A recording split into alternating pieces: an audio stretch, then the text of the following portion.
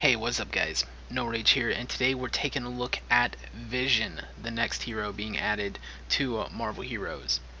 Let's go ahead and hop in and have a look at his synergies. First up, we've got at level 25, 3% ranged power damage, and at level 50, 10% damage versus machines.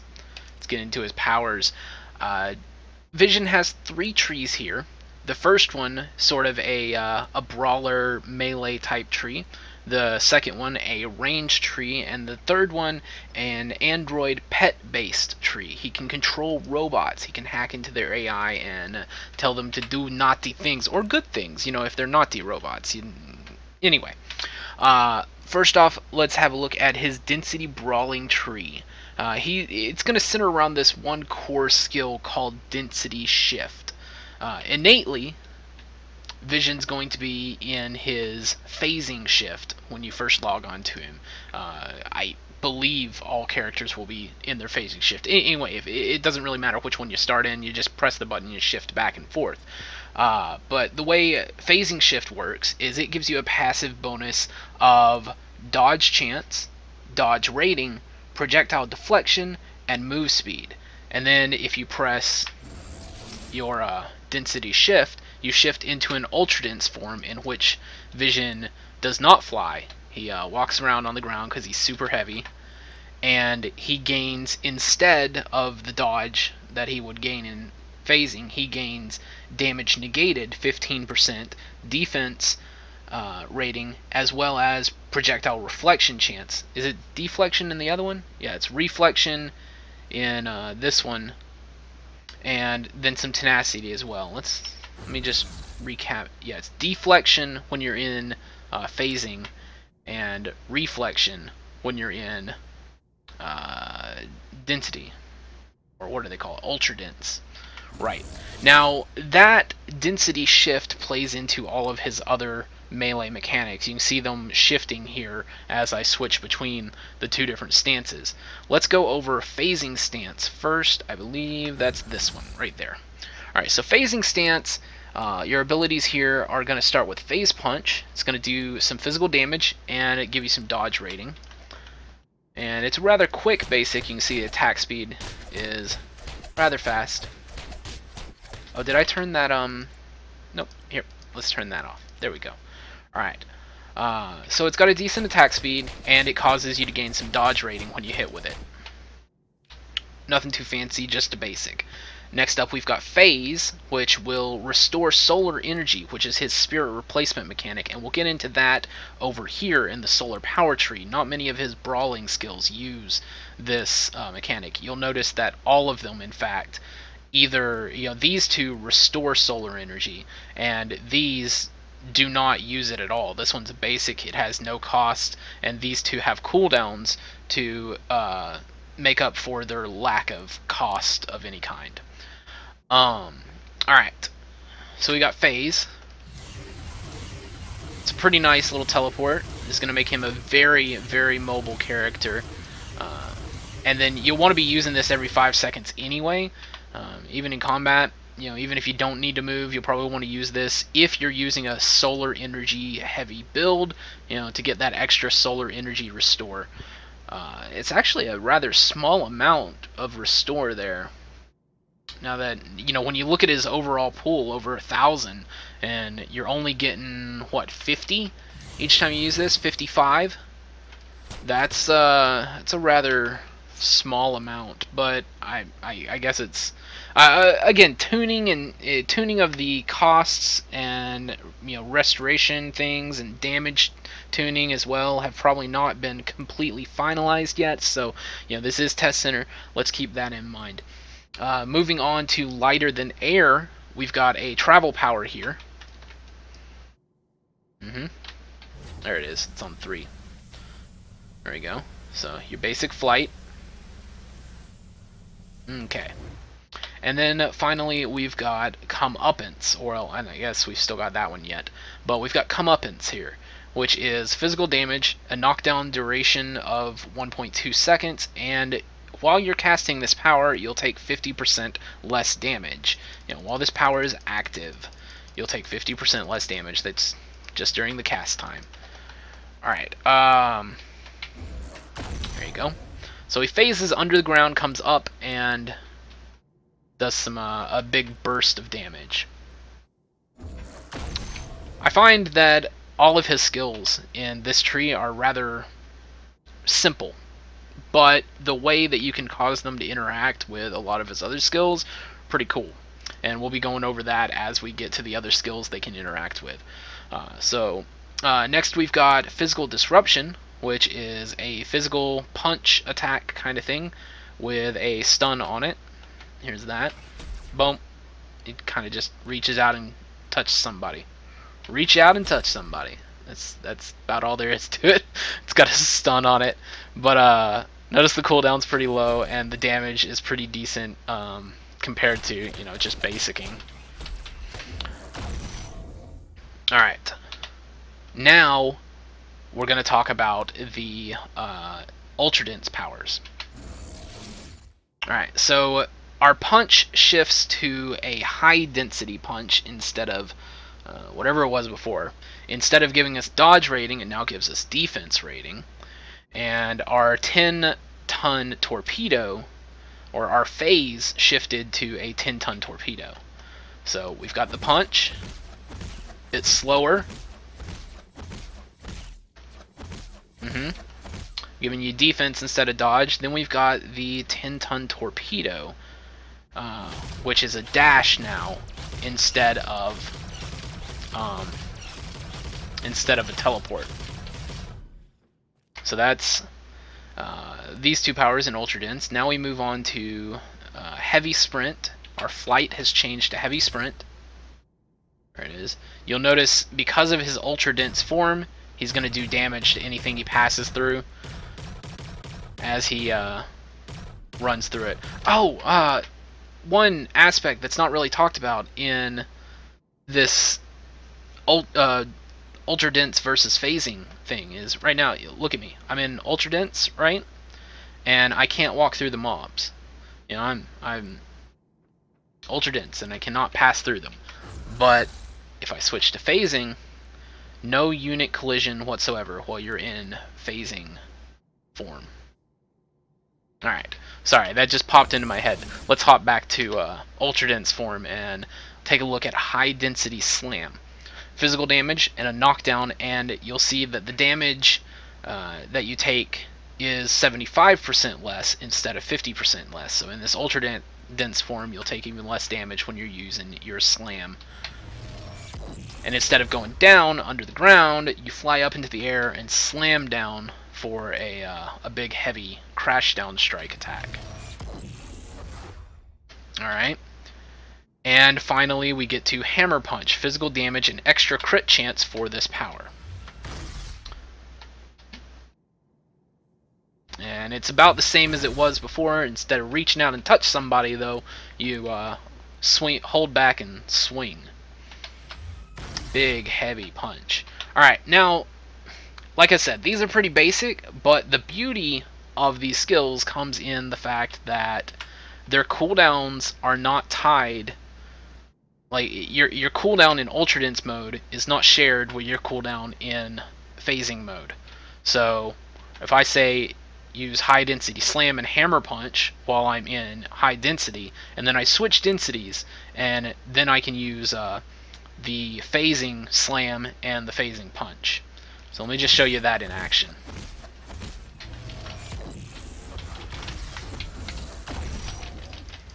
And I kind of lost my target there. It's better when you hold on to your targets properly. But it can get pretty fun, this little rotation here. I enjoy it, at least. And there's other ways you can play in more skills later.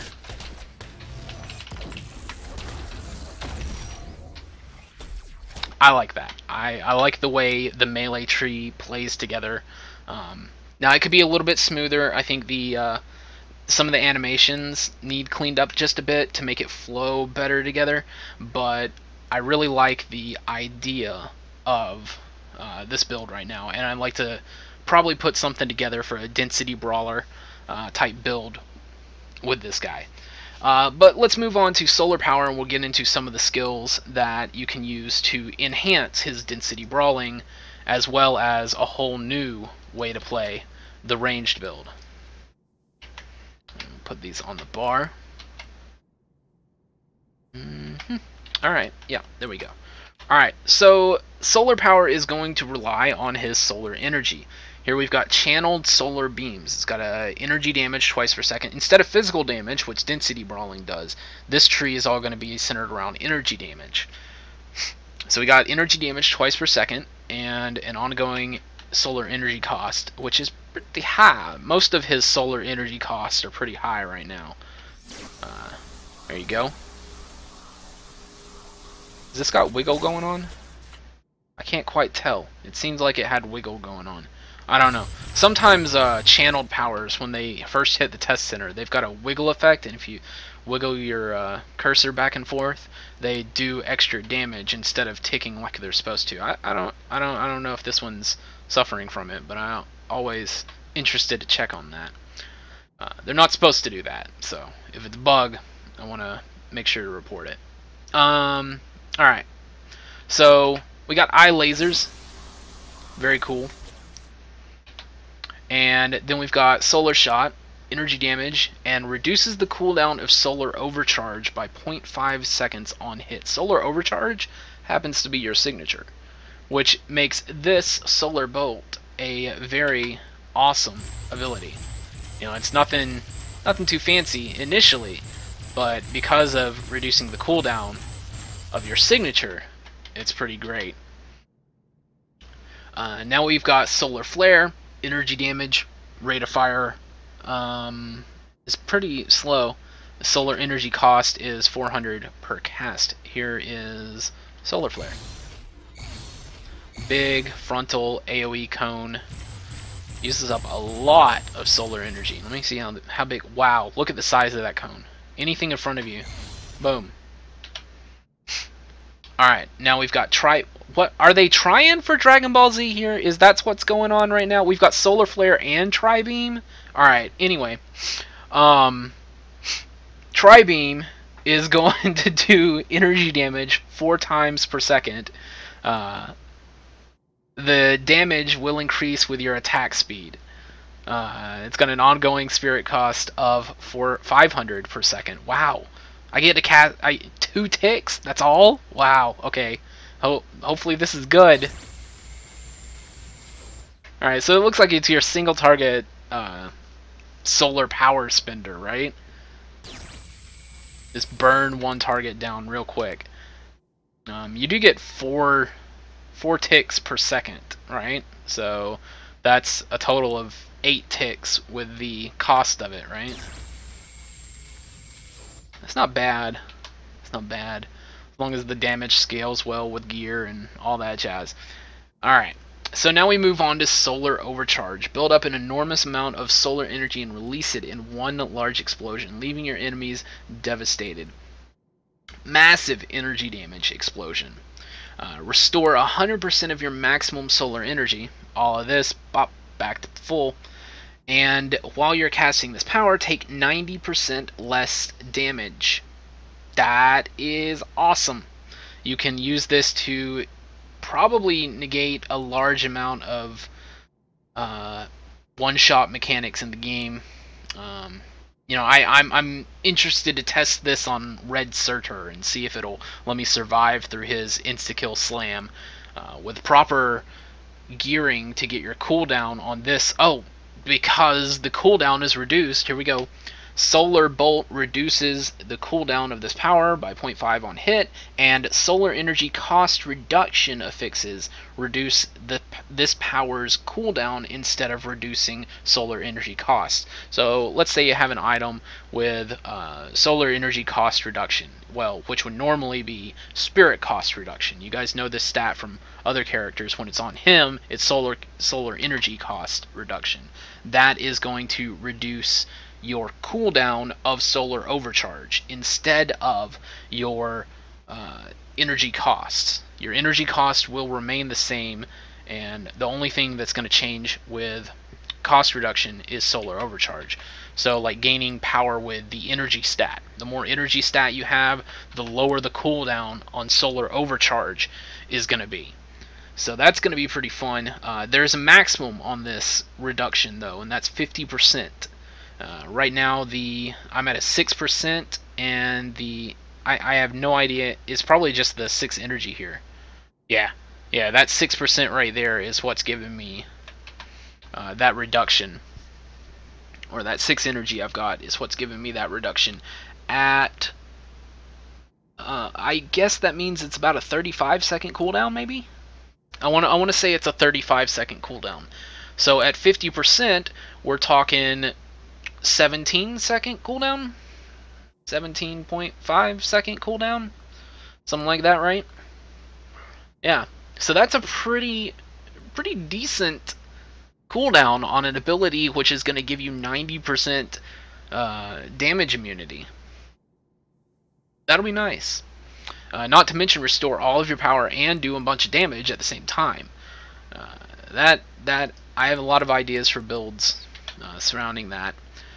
If you can get that 50% cost reduction, I don't think that should be too hard to get to. Alright, next up we've got Power of the Sun, energy damage per melee hit. This is a toggle ability. You turn it on and you spend 150 solar energy to do energy damage when you hit with melee abilities. Now this is like what I was talking about. You can tie this in with your density brawling tree. I'm going to go ahead and pull this down on the bar here. Alright. Put that there. It was already on F. Alright. Well, when you turn this on, here's what you see. Now, normally it's got no costs. You can just have it on whenever. It's not costing me anything until I go and hit something. And then you've got a massive AoE ring around you which takes damage from all of your melee hits. Every melee ability you use will do some extra energy damage to things around you.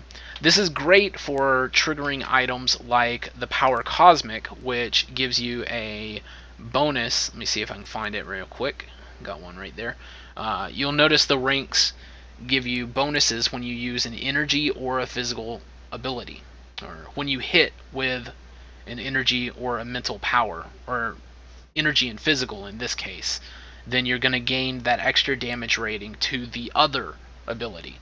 So it'll allow you to quite easily proc those effects and get, you know, the extra 1,500 damage rating to both stats, physical and energy damage, and maintain that very easily. So I really like Power of the Sun here, and playing it into the density brawling tree. I think that's going to be fun. We'll work a build around that. Now we've got Surface of the Sun. This is a energy damage dot. It does apply burning, so if you keep this up, you can use items like the Blinding Brazier of Balthak or something like that, or the Hot Pepper that was a while back. Anyway, there's Surface of the Sun, throwing down a little bit of an energy dot, just burning the ground, making an X pattern. Because I'm cool like that. There we go. You'll notice you cannot double up on the dot. You place 2 down in the same area, then you're only going to get the ticks from 1. But you can quite easily fill up a pretty nice area with damage over time effect. It does have quite a hefty cost though, 300, and especially if you're trying to weave this in, damage layering, layer the damage in on a melee build that's using Power of the Sun, because Power of the Sun's kind of depleting all of your energy. I don't know. I'll figure it out. Sorry, builds are like floating around in my head, and I'm sort of theory crafting at the same time and trying to explain all this. I apologize. Finally, we're going to get to the Android tree, which is all about robots. Let's go over Defragmentation. Refresh your settings to cleanse yourself of negative effects and improve your threat detection sensors. It's got a passive effect. You're able to see enemies on the minimap. You gain some damage rating, some crit, some maximum solar energy, and solar energy recharges at all times at a rate of 10% per second. Solar costs or cost of solar energy spending powers cannot be reduced. In addition, you gain damage rating to melee powers so long as solar energy is recharging. So as long as you're not at max solar energy, you have a damage bonus to your melee powers. This is also your CC immunity, or CC break and immunity. That's what it looks like. And I guess not really your defense passive. That's over here. This is your defense passive. This is a probably a maxed out offense passive. It looks pretty solid. And gaining extra maximum energy is going to cause your energy rates to recharge faster because it's a percentage. Your energy recharges at a percentage of your max. So the more you have, the more you'll regen, and the less heavy these costs are going to feel. And then I think we're going to get to the part where I cut to me hanging out with a kick-ass robot.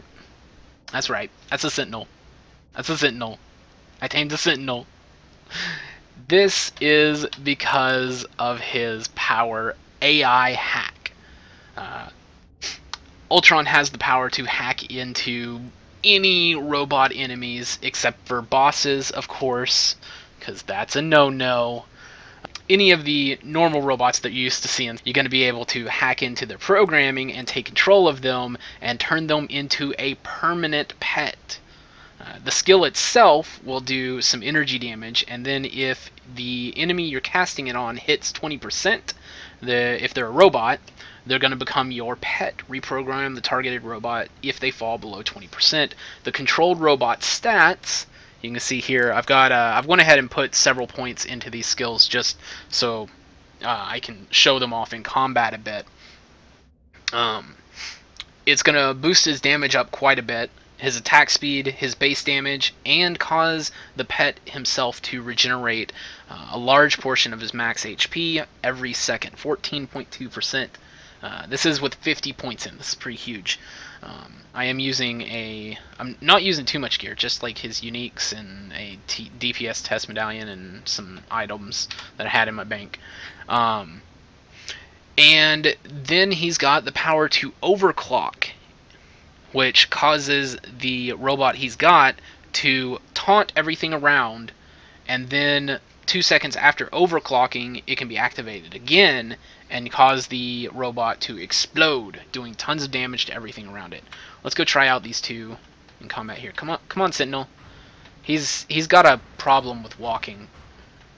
Are you coming? Here he comes. All right, he's slow. Don't worry. He'll catch up. He'll catch up. All right, so he's got his own thing going on. He's doing some rockets here. He's not doing too much damage actually, and a lot of that may be due to the fact that I don't have any pet damage whatsoever. You notice his damage is kind of pathetic. I'm not entirely sure if this is just how the damage is going to be, or if maybe we just need some pet damage items to stack his damage up. Again, damage tuning has not been done. It's Test Center. I kind of have to remind myself of this sometimes. But he does have a nice stomp, and there's all kinds of different robots you can get, like these death machines too. I'm sure I could get them, but first I want to run in here and explode. He grows. He's overclocked right now. I wonder if that enhances his damage. Wait, yes, that definitely enhances his damage if I overclock him. Oh man. Oh man, overclocking is cool. He's stomping, doing a lot of damage now. He wasn't doing too much damage before. Now he's doing a lot of damage. Get him! Get him, Sentinel! Sorry, I'm having a lot of fun here. There's other skills we've got to go over, Sentinel. Come on. Alright, we're gonna overclock him one last time here. He's gonna beat up these wreck bots here. I remind you, oh, he's still overclocked. Alright. So overclock him again, and this will let me activate it. Kaboom! To blow up everything around. Now there wasn't too much there, but that's alright. We'll go over here and get another robot. And now you can chain these together quite easily. See, now this one's overclocked. Go get him. Want to kill Doctopus? Aw, he didn't do too much damage. How about this guy? Oh, he's immune. Here we go. Alright. Go. Get Doctopus. Go. Get him. Get him, Wreckbot. I'm gonna wreck it. Get him. Get him, Wreckbot. Alright, let's blow him up. Can I tame this? It's a robot. No, it's just a robot arm. It doesn't count. Alright, there we go. Got an aim death machine. Come over here, death machine. Get Doctopus. They don't listen too well. This is the downside of pets. So let's overclock him and get him. Explode him. Do some extra damage there. And that's how those skills are going to interact together. You can run around just collecting random pets and exploding them, or you can find a pet that you really enjoy, like the Sentinel, who's pretty awesome once he's overclocked, and then just run around with him, overclocking him every so often. Being careful, you have to be careful not to double tap, because if you accidentally blow up your robot and you wanted to keep it and do some damage, then you're going to be sad when you blow it up on accident. So just make sure to only hit that once every 10 seconds if you want to keep him for a permanent pet, or just run around grabbing whatever robot's near and exploding them all over the enemy's face. That sounded a little bit suggestive. Alright, finally next up we've got Healing Nanites. Passive effect, regenerate 2.5% maximum health per second. This applies to you. So you will constantly be regenerating 2.5% of your maximum health. That is a very strong thing to keep in mind. That means the more health you have, the more healing over time you have, just flat, all the time. Makes him a fairly stout character, especially when coupled with a bit of defense or dodge from density shift over here. In addition, this will allow you to heal your robots on an active cooldown. Here it is, on F. Right. It also heals you. It's you and your robots. Yeah. You gain 22% of your maximum health per second for 3 seconds. Pretty much a max HP heal, almost. Just with 1 point. It's at like rank 30. But just with the 1 point, you'll probably be around there anyway. For you and your controlled robot. Let me go over here and... Is this guy a robot? Can I... Valid target. No, he's not a valid target. Alright. Here we go. The death machine. Now, let's say your death machine is over here taking too much damage. He's taunting everything, and his overclock's just not quite enough, and he's taking all the damage. Well, there you go. You heal him. You heal him. And that's how healing nanites works. Nothing too fancy or whatever. Finally, we've got holographic manipulation. Project a holographic illusion that convinces your enemies that you are not there.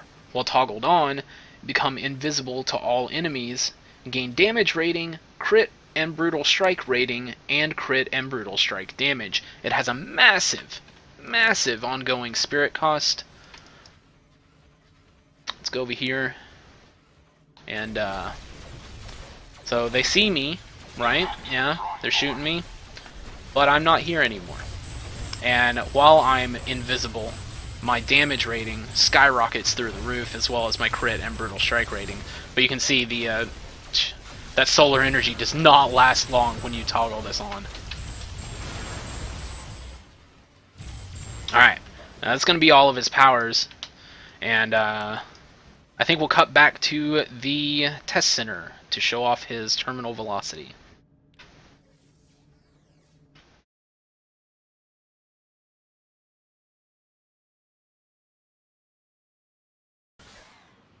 Alright, so we'll cut back to the training room to show off his ultimate skill here.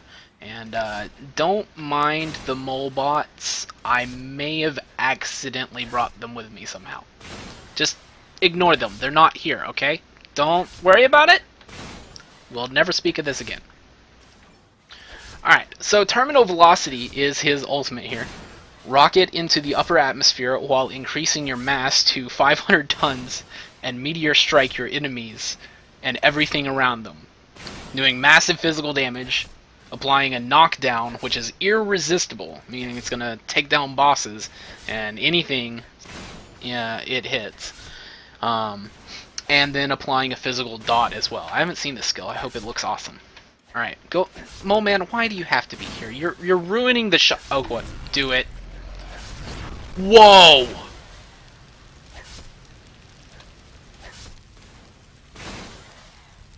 That was cool.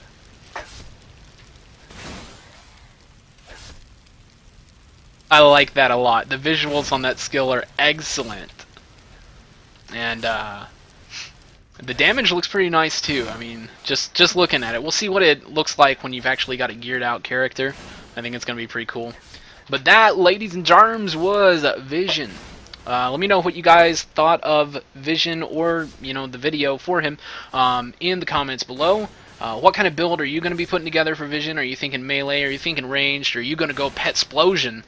Let me know in the comments below. If you liked the video, make sure to hit the like button, comment, rate, share, subscribe, all that stuff. Alright, I'll see you in the next one.